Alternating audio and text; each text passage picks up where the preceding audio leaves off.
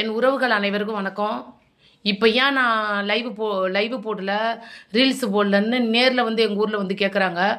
ஆனால் அந்த யூடியூப்பில் இருக்கிற சில பெண்கள் வந்து செய்கிற அநியாயம் அட்டூழியம் ரொம்ப கொடுமைங்க.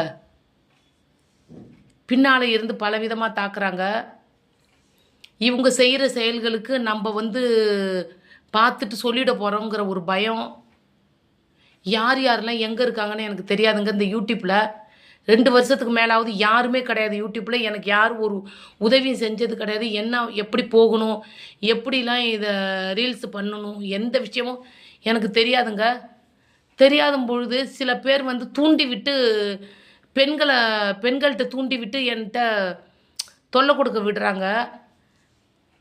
பல கஷ்டங்களை அனுபவிக்கிறாங்க. இந்த யூடியூப்பில் வந்து நான் ₹1 இன்னும் சம்பாதிக்கவும் இல்லை, சப்ஸ்கிரைபரும் கிடையாது. நான் ஏதோ என்னுடைய மனநிலைக்கும் என்னுடைய குடும்ப கஷ்டமும், 2வது வந்து நான் பண்ண ஃபைனான்ஸு பண்ண பல பிஸ்னஸ் பண்ண எல்லாத்தையுமே ஏமாற்றிட்டாங்க.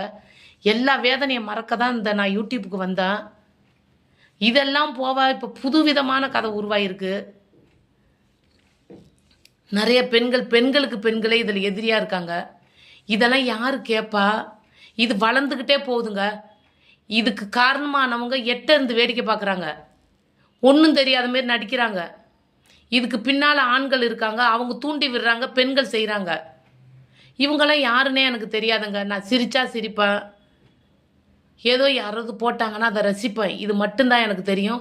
இந்த யூடியூப்பில் யாரையும் தெரியாதுங்க. யாரும் எனக்கு வந்து எந்தவித உதவியும் செஞ்சது கிடையாது. உதவி செய்யாட்டினாலும் உபத்திரம் யாரும் பண்ணக்கூடாது. இதில் உபத்திரம் நிறைய பேர் பண்ணுறாங்க. இந்த கொடுமைகளெல்லாம் நீங்கள் தான் மக்கள் கேட்கணும். நான் ஒவ்வொரு நாளாக எனக்கு என்ன நடக்குது, என்ன கொடுமைகள் நடக்குதுன்னு உங்கள்கிட்ட விளக்கமாக சொல்கிறேன். இதை மட்டும் ஒரு கண்டென்ட்டாக போடுறேன். நான் வேறு எதுவும் போடலை. என்னால் முடியலைங்க. என்னுடைய உரையை இதோட முடிச்சுக்கிறேன்.